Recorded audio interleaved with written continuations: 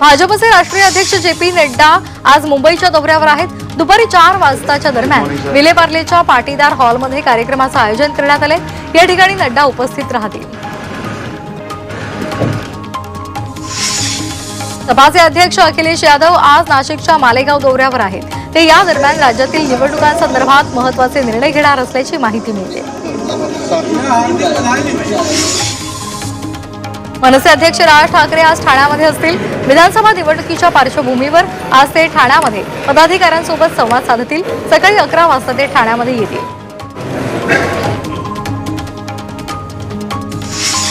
काँग्रेस नेत्या वर्षा गायकवाड यांची आज पत्रकार परिषद होणार आहे। या पत्रकार परिषदेतून ते काय महत्त्वाच्या सूचना देणार याकडे सर्वांचं लक्ष लागले। पुण्यामध्ये आज मराठा समाजाची तातडीची बैठक होणार आहे। जरांगे पाटलांच्या सूचनेनुसार ही तातडीची बैठक बोलावण्यात आली आहे। विधानसभा निवडणुकीच्या अनुषंगानं ही बैठक महत्त्वाची मानली जाते। आजच्या बैठकीचा अहवाल जरांगेंना पाठवला जाणार आहे। महाविकास आघाडीचं जागा वाटप अद्यापही ठरलेलं नाही। मात्र त्याआधीच उद्धव ठाकरे आपल्या पक्षातल्या आमदारांना एबी फॉर्म वाटणार असल्याची माहिती सूत्रांनी दिली आहे। मातोश्रीवरच्या बैठकीमध्ये विद्यमान आमदारांना एबी फॉर्म पक्षप्रमुख उद्धव ठाकरे यांच्याकडून दिला जाणार असल्याची माहिती सूत्रांनी दिली आहे।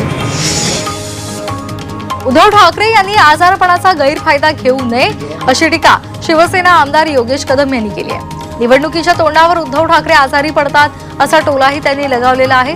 शिवसैनिक हा भावनिक असून ठाकरे त्यांच्या भावनांचा गैरफायदा घेत आहेत असा टोला योगेश कदम यांनी लगावलाय। साताऱ्यातील बैठकीमध्ये उदयनराजे यांनी शरद पवार यांच्यावर टीका केलेली आहे।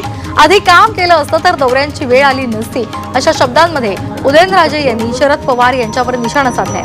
रखडलेली कामं पवारांनी का मार्गी लावली नाही तसा सवालही त्यांनी उपस्थित केलाय। भाजपचे प्रदेश प्रवक्ते लक्ष्मण ढोबळे यांनी खासदार सुप्रिया सुळे यांची भेट घेतली। माजी मंत्री लक्ष्मण ढोबळे हे भाजपला रामराम करत हाती तुतारी घेण्याची शक्यता आहे। 4 दिवसांच्या कालावधीमध्ये 2 वेळा सुळेंची त्यांनी भेट घेतली। इम्तियाज जलील नांदेडमधून लोकसभा पोटनिवडणूक लढवण्याच्या तयारीत असल्याची माहिती मिळते। अंतिम निर्णय असदुद्दीन ओवेसी हे घेणार असल्याची सुद्धा माहिती आहे। तर कार्यकर्त्यांची इच्छा आहे, आमची तयारी सुरू आहे अशा माहिती त्यांनी दिलेली आहे। आम्ही धाडस केलं नसतं तर तुमच्या त्यागाला काय महत्त्व होतं अशा शब्दांमध्ये सांगोला शिवसेनेचे आमदार शहाजी बापू पाटील यांनी भाजपला सुनावले। आम्ही आमची आमदारकी पणाला लावल्याचंही त्यांनी यावेळी म्हटलंय। राज्यात आणि केंद्रामध्ये भाजपनं जनतेची फसवणूक केली आहे अशी टीका काँग्रेसचे नेते कमलेश्वर पाटील यांनी केलेली आहे। तर विधानसभा निवडणुकीमध्ये महायुतीला हद्दपार करणार असल्याचा विश्वासही त्यांनी व्यक्त केला। अकोल्यामधील 5ही विधानसभेमध्ये महाविकास आघाडीसाठी पोषक वातावरण आहे असंही त्यांनी म्हटलंय। आमदार रवी राणा यांना मोठा झटका बसलेला आहे। राणा यांच्या युवा स्वाभिमान पक्षाचे मुख्य प्रवक्ते जितू दुधाणे यांनी पदाचा राजीनामा दिलाय। विधानसभा निवडणुकीच्या तोंडावर दुधाणे यांनी राजीनामा दिल्यामुळे राजकीय वर्तुळात खळबळ उडाली आहे। अहिल्यानगरच्या कोपरगावमधील भाजपच्या माजी आमदार स्नेहलता कोल्हे राजीनामा देणार असल्याची चर्चा सुरू झाली आहे। तर दुसरीकडे राष्ट्रवादी काँग्रेसचे विद्यमान आमदार आशुतोष काळे यांनी आपली उमेदवारी निश्चित असल्याचं सांगितलेलं आहे। कोल्हे अपक्ष किंवा आघाडीतून लढणार असल्याची माहिती मिळते। तरीही विकास कामांच्या जोरावर आपला विजय होईल असा विश्वास त्यांनी व्यक्त केला आहे। इंदापूर विधानसभेसाठी रासपाकडून एका मेकॅनिकलला संधी दिल्याची माहिती मिळते। तारांजी शिंगाडे असं इंदापूरमधील रासपच्या संभाव्य उमेदवाराचं नाव आहे। महादेव जानकर यांच्या या निर्णयाचं सर्वत्र कौतुक केलं जाते। नांदेडमध्ये शिवसेना उपनेते शरद कोळी यांच्या विरोधात गुन्हा दाखल करण्यात आलाय। माजी खासदार प्रताप पाटील चिखलीकर यांच्या विरोधात चिथावणीखोर वक्तव्य केल्याप्रकरणी हा गुन्हा नोंदवण्यात आलाय। कोळी यांनी हात तोडण्याची धमकी दिली होती। कार्यकर्त्यांनी दिलेल्या तक्रारीवरून हा गुन्हा दाखल करण्यात आला। शिवसेना उद्धव साहेबांची आहे ही भाजपच्या संजय राऊत महाराष्ट्रातल्या लोकांचं करमणुकीचं साधन झालेलं आहे। त्यांना कुणीही सिरियसली घेत नसल्याची टीका आमदार इद्रिस नायकवडी यांनी केलेली आहे। 7 पैकी 1 सदस्य अल्पसंख्याक समाजातला निवडला गेलाय आणि त्यामुळे सभागृहातील अल्पसंख्याक समाजाचं अस्तित्व आता शिल्लक राहिल्यामुळे राऊतांना ते बघवत नसल्याचं नायकवडी यांनी म्हटलेलं आहे.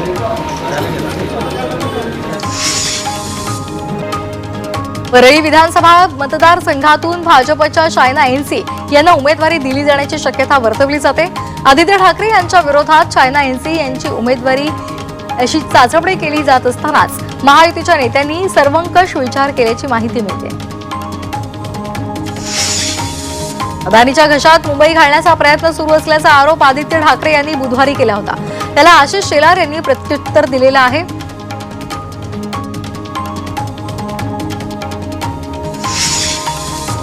परिवर्तन महाशक्ती विधानसभा निवडणुकीच्या 150 जागा लढवणार आहे. पुण्यामध्ये झालेल्या बैठकीनंतर पत्रकार परिषद घेण्यात आली. त्यावेळी बच्चू कडू यांनी ही माहिती दिली आहे. त्याचबरोबर बच्चू कडू यांनी यावेळी महाविकास आघाडी आणि महायुतीलाही सुनावलंय.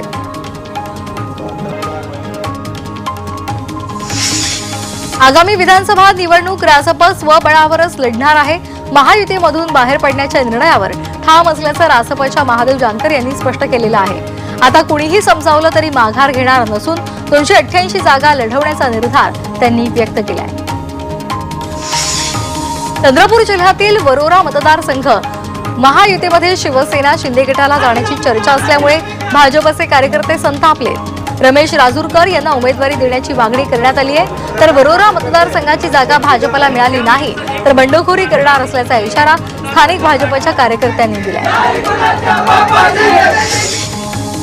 नाशिक जिल्ह्यातील चांदवड देवळा या विधानसभा मतदारसंघातून भाजपचे विद्यमान आमदार डॉक्टर राहुल आहेर यांनी माघार घेत बंधू केदा आहेर यांच्या नावाची शिफारस केली. भाजप श्रेष्ठींकडे त्यांनी केदा आहेर यांच्या नावाची शिफारस केली आहे.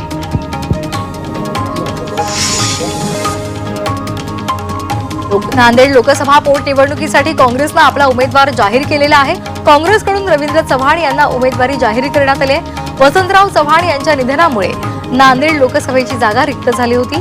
केंद्रीय निवडणूक आयोगानं नांदेड विधानसभेसोबतच नांदेड लोकसभेची पोटनिवडणूक सुद्धा जाहीर केली आहे.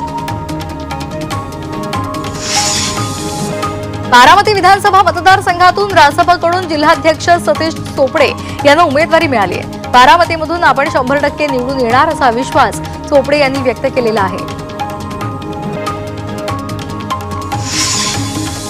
राहुल गांधी झारखंड दौऱ्यावर जाणार आहेत. 19 ऑक्टोबरला ते झारखंडला भेट देणार आहेत. रांचीमध्ये संविधान वाचवा कार्यक्रमाचं आयोजन करण्यात आलंय. त्या कार्यक्रमामध्ये राहुल गांधी सहभागी होतील. कोल्हापूरच्या सांगोला विधानसभा मतदारसंघातील इच्छुक उमेदवार डॉक्टर बाबासाहेब देशमुख यांनी शक्ती प्रदर्शन केलं. यावेळी खासदार धैर्यशील मोहिते पाटील, उत्तमराव जानकर उपस्थित होते. देशमुख शेतकरी कामगार पक्षाकडून निवडणूक लढायला इच्छुक आहेत.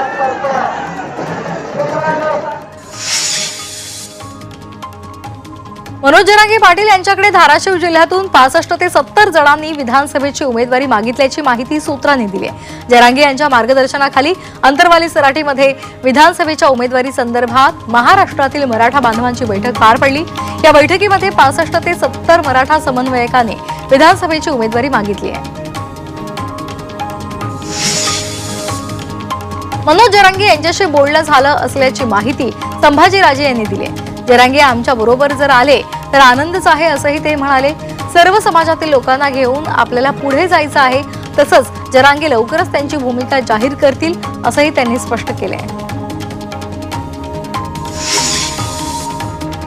मनोज जरांगे यांनी फडणवीसांवर पुन्हा एकदा टीका केली आहे.